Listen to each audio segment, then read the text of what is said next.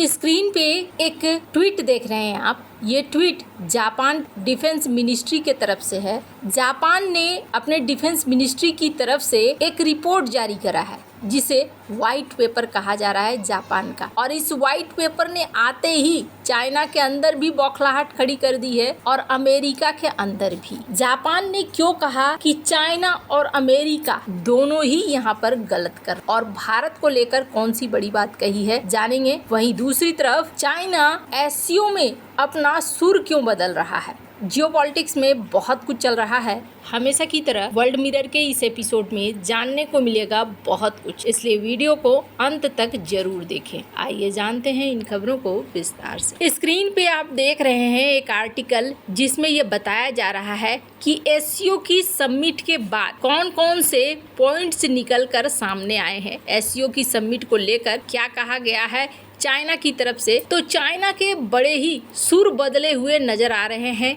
इस बार के एससीओ में। और सुर इस तरीके से कि इन्होंने 5 ऐसे पॉइंट सुझाए हैं जिन पॉइंट्स के बल पर एससीओ को बदलने की बात कही गई है। एससीओ की इस बैठक में चाइना का एक अलग रूप देखने को जरूर मिला है। वांग यी ने कहा है कि एससीओ के सदस्य देशों को संघाई स्पिरिट को मजबूत करना चाहिए। अब संघाई स्पिरिट है क्या? आपस में विश्वास होना चाहिए, आपस में लाभ होना चाहिए, समानता होना चाहिए, एक दूसरे को जानकारियां देना चाहिए और अलग अलग सभ्यताओं के लिए सम्मान होना चाहिए। हम एक साथ आगे बढ़ें, इस तरीके का मॉडल होना चाहिए। वांग यी ने पहली बार ये भी देखने को मिला कि आतंकवाद, अलगाववाद और उग्रवाद जैसे ताकतों को लेकर भी इन्होंने कहा। और इन्होंने क्या कहा? इन्होंने कहा कि आतंकवाद, अलगाववाद, उग्रवाद, इन तीनों से लड़ने के लिए हम साथ मिलकर लड़ें, ये भी हमारी साझी जिम्मेदारी होनी चाहिए।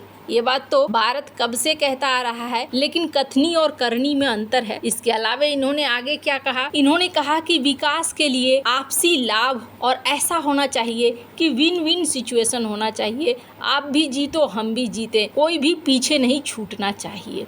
उसके बाद सबसे बड़ी चीज, अच्छे पड़ोसी और साझा घर का निर्माण। वांग ने एससीओ देशों से ये कहा कि हमें एक दूसरे के साथ बहुत अच्छे संबंध रखना चाहिए, अच्छे पड़ोसी बनना चाहिए। इसके अलावा इन्होंने कहा न्याय के रास्ते पर चलना चाहिए, निष्पक्षता के रास्ते पर चलना चाहिए। अब अगर ये सारी बातें सुनेंगे तो आपको लगेगा कि सूरज पश्चिम से क्यों उगा आया, तो इसके पीछे कारण समझिए। चाइना के ना अपने अलग सिद्धांत हैं और इनकी जो युद्ध की नीति है ना, वो कुछ और ही कहती है। इनकी युद्ध की नीति में हमेशा साम दाम दंड भेद ये सब कुछ इस्तेमाल करना। इसके अलावा चीन की कई तरह की चाल है, जैसे कि उधार के चाकू से दुश्मन का सफाया करना। अब इसका एक उदाहरण देखिए, पाकिस्तान जैसे दोस्त जिनके संसाधनों का इस्तेमाल करता है चाइना, अभी अगर अमेरिका के खिलाफ इस्तेमाल करना है तो ईरान को इस्तेमाल करेगा। और सबसे बड़ी चीज, जलते हुए घर को लूट ले। जब दुश्मन बहुत परेशानी में हो,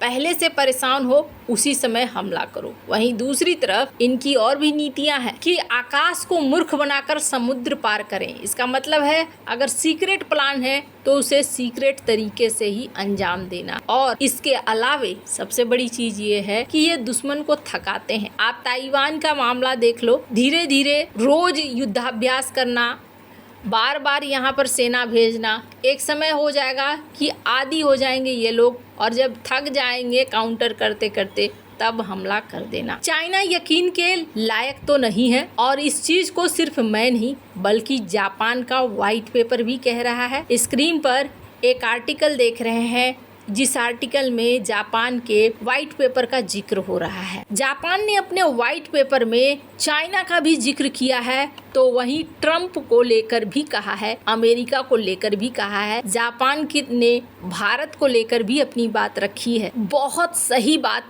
जापान ने कही है। जापान का जो ये रिपोर्ट है, इस रिपोर्ट में ये क्या कह रहे हैं, ये दुनिया को एक चेतावनी दे रहे हैं। जापान का कहना है कि पूरी दुनिया, सिर्फ हम नहीं, संकटों के एक नए दौर में प्रवेश कर रहा है। हमने आपको पहले अपनी कई वीडियो में बतलाया है कि दुनिया जिस दहलीज पे खड़ी है ना, जिस समय में खड़ी है, आगे बहुत भयानक सीन है। और इसी सीन को जापान भी दोहरा रहा है। जापान का कहना है कि दुनिया संकटों के एक नए दौर वॉर में घुस रहा है। जापान ने कहा कि न केवल चीन बल्कि अमेरिकी राष्ट्रपति डोनाल्ड ट्रंप भी इसके लिए जिम्मेदार हैं। इस व्हाइट पेपर में पहले चीन के बारे में बताया गया है कि चीन ग्रे जोन वॉरफेयर को चलाता है। अब ग्रे जोन वॉरफेयर क्या है तो आपको बता दूं, जिस तरीके से ताइवान के साथ चाइना कर रहा है रोज कुछ न कुछ एक्टिविटी, वैसे ही वो जापान के साथ भी करता है। कभी जापान के इस द्वीप पर दावा ठोक दिया, कभी वहाँ पर प्लेन भेज दिया, कभी उसके क्षेत्र से जेट निकल गया, कभी जहाज निकल गए, और धीरे धीरे क्या होगा, एक बार, दो बार, तीन बार होते होते फिर कहना शुरू कर देगा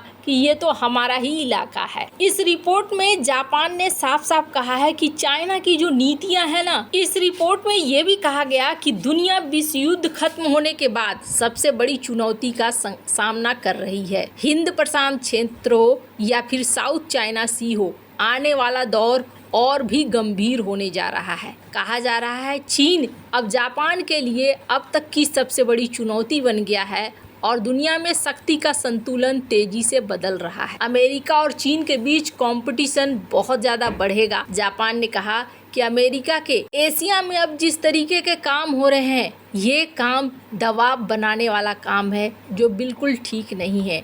डोनाल्ड ट्रंप की कई नीतियां ऐसी हैं जो नीतियां सही नहीं हो रही है। हालांकि डोनाल्ड ट्रंप के तरफ से अगर आप देखें तो दो चीज है। पहली चीज तो ये कि इन्होंने सारे देशों को कहा है कि आप हमारे ऊपर डिपेंडेंट नहीं रहिए और अपने जीडीपी का 5% खर्च करिए। चलो ये तो फिर भी समझ में आता है कि हाँ भाई, हम तुम्हारा खर्चा क्यों उठाएं, और अगर सब कोई मिलकर उठाए तो वो ज़्यादा अच्छा है। लेकिन फिर होगा कि हथियार किससे खरीदना है तो कहा जाएगा कि अमेरिका से ही खरीदो। तो किसी न किसी तरीके से उन्हें पैसे भी मिल रहे हैं, पैसे भी चाहिए। दूसरी बड़ी चीज है जो डोनाल्ड ट्रंप का इस वक्त बहुत ज़्यादा असर कर रही है, वो है टैरिफ और ये ट्रेड वॉर। इसमें ये दोस्तों को भी नहीं छोड़ रहे हैं। अभी अगर आप देख रहे हैं ऑस्ट्रेलिया के पीएम पहुंचे हुए हैं चाइना, तो इसके पीछे कारण क्या है? व्यापार। जिस तरीके से डोनाल्ड ट्रंप कर रहे हैं, ऐसे में चाइना के साथ रिश्ते बनाने के लिए मजबूर हो रहे हैं ये देश। और इस बात को इस रिपोर्ट में भी जिक्र किया गया है कि चाइना की तरफ ना शक्ति का पलड़ा